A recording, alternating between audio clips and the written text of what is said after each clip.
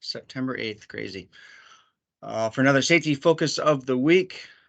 This week's code of conduct: be prompt, start on time, work appointments, projects, etc. So we're starting off the day off right at 6:30. Anything to add on this code item? Ben Dow. If you're always early, you're never late. That's what my dad always used to say. And when you get there early, I got to slip another one in here. When you get there early to the job site, take a walk around and pick up all these water bottles that are accumulating on our job site. It's been a hot week. You guys have been talking about that. But also, some people have noticed that our job sites are looking like they've got some trash and water bottles that seem to be collecting, and that reflects upon us, which is another code item, but it's notable this morning. I got an email from one of our people that just mentioned if I could slip that in somehow, and I did. So get there early and pick up that trash and get rid of it. Make our job sites look good. How's that? Perfect.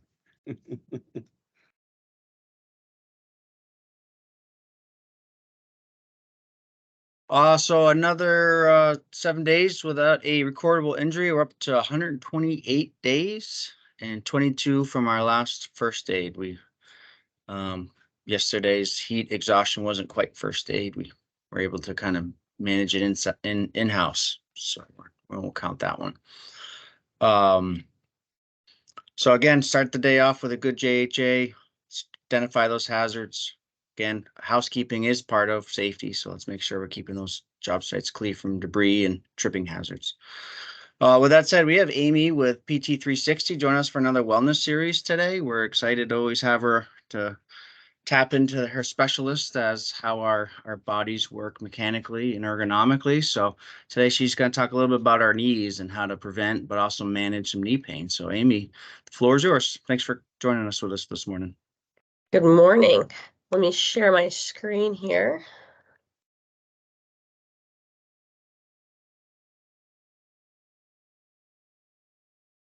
All right, so like Matt said, we're going to talk about some knee pain and 3 knee pains in particular, 3 that I figured I see a lot in the clinic. I see a lot and in the construction population is patellar tendinopathy, patellofemoral pain syndrome, and arthritis.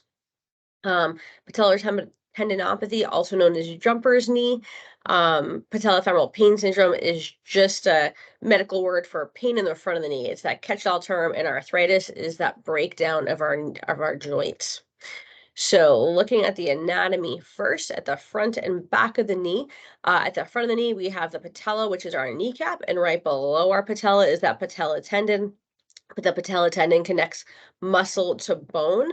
So that patella tendon actually continues over the kneecap and into the quad muscles, those muscles in the front of the thigh, and disperses that force onto the bone when we use our quad muscles. If we look at the 2 sides, the LCL and MCL, those are ligaments. Ligaments connect 2 bones together. Think of them as ropes. They're very taut. They're very strong. It takes a lot to tear them. That's usually the knee forcefully falling inwards or outwards to tear those. We have the meniscus, which sits between the 2 bones, so the big femur bone on top and the tibia on the bottom. They're little C-shaped cups, and they help to make the femur, which you can see is pretty rounded, fit into that flat tibia bone. If any of those have had meniscal injuries before, it's usually a rotate, like a squat and rotate type of position, landing and rotating type of position, that can get the meniscus to tear. ACL injuries, most of us have heard of those. We see those in our soccer players. PCL is the ligament right behind it. Those are less common. That's more seen in a dashboard injury. So if you get into a car accident, your knee hits the dashboard, that's where we see that injured. So our patellar tendinopathy, our jumper's knee, this happens right below the kneecap. Is that tendon that goes from the patella to what we call the tibial tuberosity, that little bone that sticks out below their knee. If you were a kid and had that bone pull out and it was really painful, that's called Osgood-Schlatter's. It's actually a progression. It's kind of the pediatric version of a patellar tendinopathy. As an adult, the patellas tend to get overloaded, and that is a load-related pain. So when we overload that tendon, so say jumping down from height,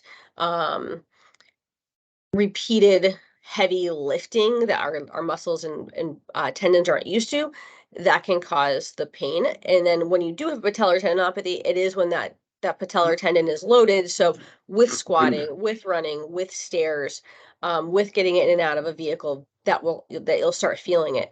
I say it does not respond to rest in the way that rest makes it feel better. So if you sit down, might feel better. But if you say rest for a week and go back to doing that same activity, the pain will come back, because with patellar tendinopathy, the structure of the patella tendon actually changes and breaks down. So you need to rebuild it in order for it to feel better. So that usually, if we see the patellar tendinopathy, you need to get some strengthening in a very specific way to load the tendon properly, which will help it to rebuild. That patellofemoral pain, which is just that general kneecap pain. So we're going to feel this under the kneecap, around the kneecap. This usually happens with some long-term strenuous activity or a massive change in activity. So say you're on one job site doing a very specific movement and change to a different job site and doing a very different movement that might be a lot more squatting, a lot more sitting in a kneeling position, or squatting in a deep kneeling position. That could lead to this type of pain. If you have a malalignment of your kneecap, so say if you're standing forward, your kneecaps rotate in a bit, or you have weak gluteal, which is your butt muscles, those could all play into this type of pain. This does respond to rest. So if you rest for a week, this will probably go away, at least in the short term. If you return to that activity, you might find in a week or so it comes back. But resting, it does feel better. That's a good differentiation between these two. So if you do have a malalignment, if you do have some weakness, we might need to strengthen this a bit or do some stretching. With the arthritis, this is one of those long-term, we'll see this, usually between the 4th and 8th decades of life. So those 40 to 80-year-olds, a lot of the time what will happen is as a kid, a teen, a young adult, you might have a major injury. So you might have had that ACL injury before, that meniscus injury. You might have had some of that patellofemoral pain syndrome that was rubbing that kneecap the wrong way for years and years. And then all of a sudden, as we get older, we're going to see the breakdown of the knee. So you might start feeling some pain in the morning, some joint stiffness in the morning. You take a few steps, and those first few steps are always hurting you, and just kind of generally around the knee. Pain with basic activities like walking and stairs and standing. As it gets on, you might see some loss of motion or some tightness around the knee. And this does respond to rest and activity. We do find with arthritis, it does respond positively to activity, but not overactivity. So thinking about all of these, any of these can happen at any age. Arthritis, again, we're seeing it a little bit earlier because a lot of people have had more sporting injuries earlier in life. So we're seeing arthritis more in our 40-year-olds that is problematic. But we're also seeing patella tendon pain in our older population as well, because people are working longer, they're staying active longer. So that's a good thing, but we're just seeing some of these orthopedic issues. So what's our best practice? For you all, big thing is avoiding the on-the-job injuries. If you jump out of a truck and you're trying to move quickly to get to something, and you say the ground is a little off, you don't notice it, you end up landing a little bit deeper, you're going to overload that patella tendon, you're going to overload that kneecap. That could be a big problem down the line. So taking like a little ounce of prevention can go quite a long way in avoiding some of these injuries that might need to be treated.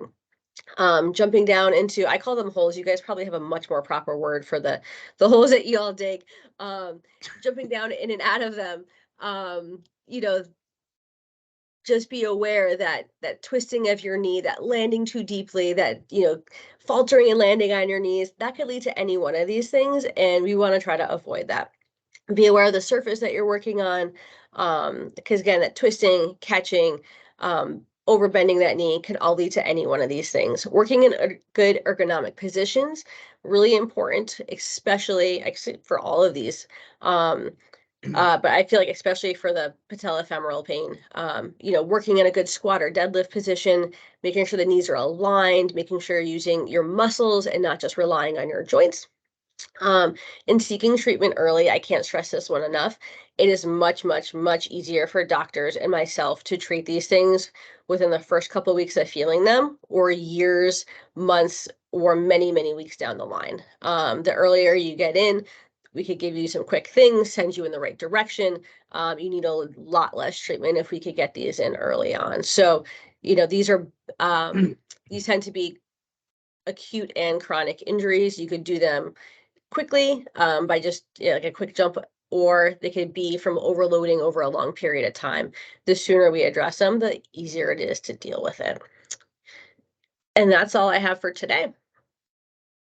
Yeah, thank you, Amy. Just highlighting again, these soft tissue knee injuries really impact your day-to-day at work. So again, that the ounce of prevention that she was talking about not jumping out of equipment, jumping into a trench, Trench, there you go. moving too quickly and putting all your body weight on your knee, is, that's when these injuries flare up and it becomes really difficult for the individual to perform their functions at work, and it makes it really hard, especially when we have the big push at the end of the season. That's why I kind of want to highlight this topic this week, because we've had a lot of knee injuries over the last couple of years, and it's usually the tail end of the season too. Mm-hmm. Okay, well, thank you, Amy. You're welcome. Thank you for having me. Have a good weekend. Okay, You all I'll too. share my screen. Let's see.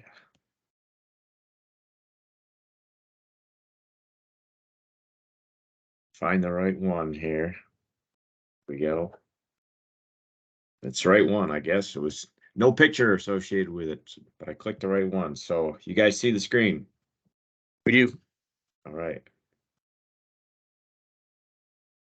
So for announcements, congratulations to Zach McQuain. So Zach is ECI's newest foreman.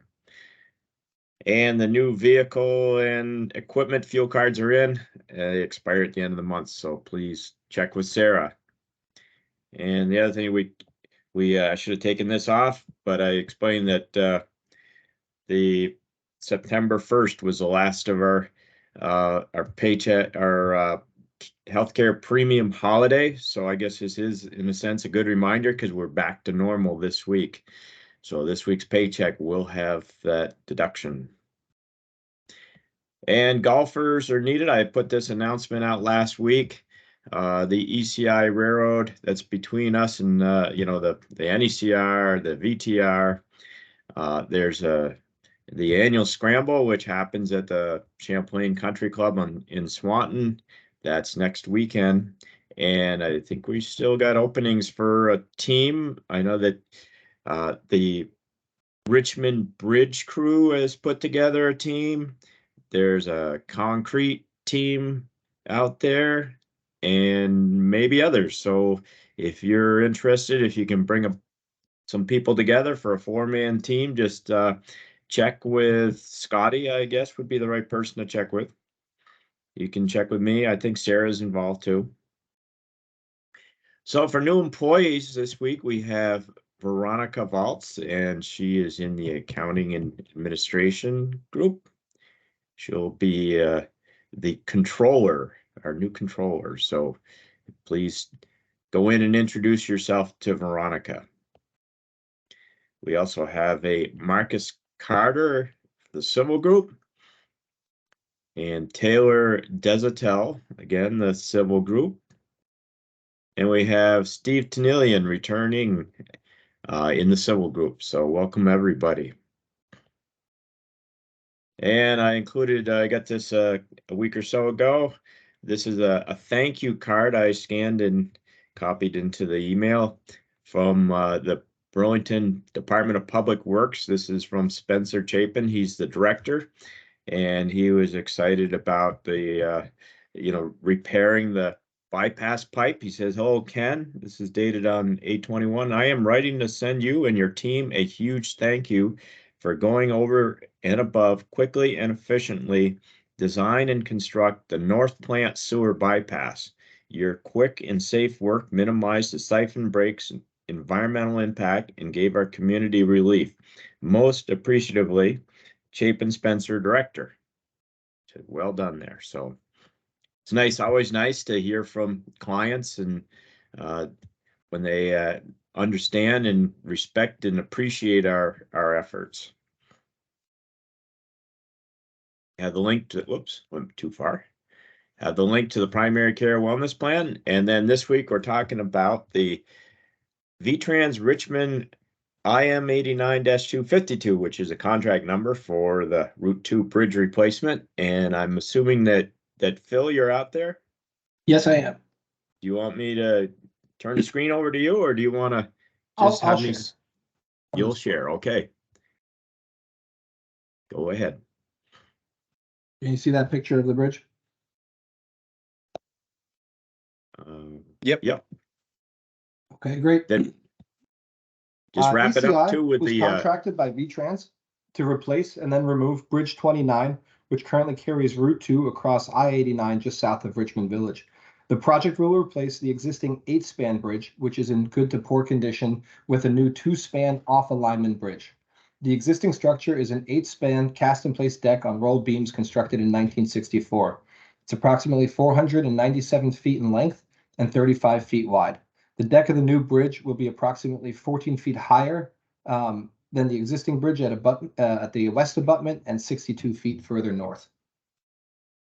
So there you can see the current bridge and the condition of the concrete. They say it's in good to poor, but the substructure is exclusively in poor condition. It's been chopping concrete for almost a decade. This is a 3-year project with a completion date of October 24th, 2025. The project is split into 3 years with the following goals. Year 1, stormwater systems, substructure, MSC walls, and embankment fills. Year 2 will see the crossover construction, steel erection, bridge deck construction, and the shifting traffic onto the new bridge. And year 3 will be the removal of the existing structure, landscaping, and site restoration. The project bid on March 17th, St. Patrick's Day, and ECI was graced with a successful bid. ECI was issued a notice to proceed on May 26, 2023.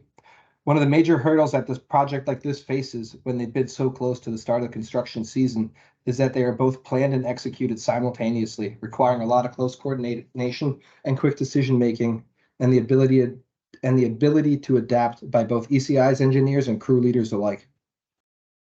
The project also requires heavy coordination between various crews working across the 4-acre job site, separated by an interstate and restricted to lane closures that must be picked up daily at 3 p.m. Although the project did not have any boots on the ground until June, ECI has been able to complete a lot of major milestones on this project. At this point, ECI has tied 85,000 pounds of reinforcing steel and subcontracted an additional 35,000 pounds, poured 350 cubic yards of concrete, placed 14,000 cubic yards of earth borrow, and installed over 800 linear feet of sheet piling for various excavation and fill supports, and drilled approximately 1,500 linear feet of tieback and soil nails. The crews are tracking on or ahead of schedule and is anticipated to complete all concrete and earthwork below the bridge seat elevations by the end of the 2023 construction season. So as I said, here's the pier. You can see the concrete has spalled off of it. The reinforcing steel is rusted down to the first mat. This is just an example. There's concrete debris all over the interstate and the median. The structure has been falling apart for many years. This is in the early phases of the project. You can see Route 2 in the background. There's Luke working on the embankment fill. As I said, the road has to come up an additional 14 feet from where it is now. So in total, I believe it's around 30,000 cubic yards that have to go in to make that elevation change. Due to the proximity to the interstate, a lot of our work requires excavation support. Although it's not extremely deep, it is extremely close to the adjacent traffic, and so we have to support the slopes. And here the guys have are shotcreting with plans to install tiebacks through these PVC sleeves. We've also in the median currently have a sheet pile cell that we've excavated to place the pier footing into. So there are the guys working on that. Here's a small sample of the equipment we have on site. We do currently have a rented 335 Cat, all three of our cranes actively working. And the guys are currently working on installing tiebacks on the east slope. Picture of the guys installing sheet piling for the US 2 route widening due to the embankment fills. US Route 2 is shifted over almost an entire lane to allow for the embankments to be built naturally without additional support. So here are the guys installing some sheet piling. Some of it is in the cantilever condition, some of it is tied back. There you can see again the job site. That is a retaining wall to also retain some of the fill away from the interstate. You can see the completed shotcrete wall and how close that was to traffic. Here's Eric working on finishing the top of that wall.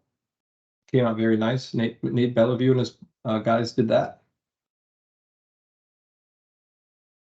Here's a shot from the man basket. You can see the approximate location of the sheet pile wall and where Route 2 was versus where it will be. Always neat to see it from above.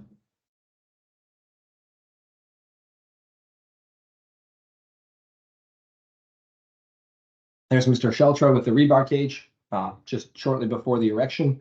This was subcontracted by Suncoast to tie this. They came in, a lot of rebar and a lot of coordination and design changes needed to be made to get all this rebar into one place.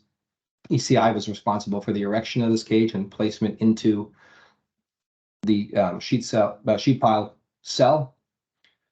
We came in, we attempted to do it once in the morning, around 2 o'clock, but as I said, we had to be off the interstate from 3 to 6. And so the guys were motivated enough and we stuck around till 6 o'clock, and then we made it happen in the late hours of the day.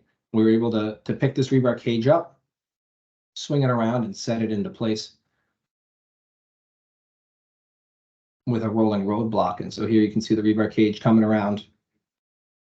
Interstate's currently shut down at that point for just a few minutes. And that was about 42,000 pounds of rebar. I did do a quick time lapse. I don't know if this will show. It usually doesn't, but it's just a short 7-second video. But I can you see it. How that gets, It's short. how that gets swung around.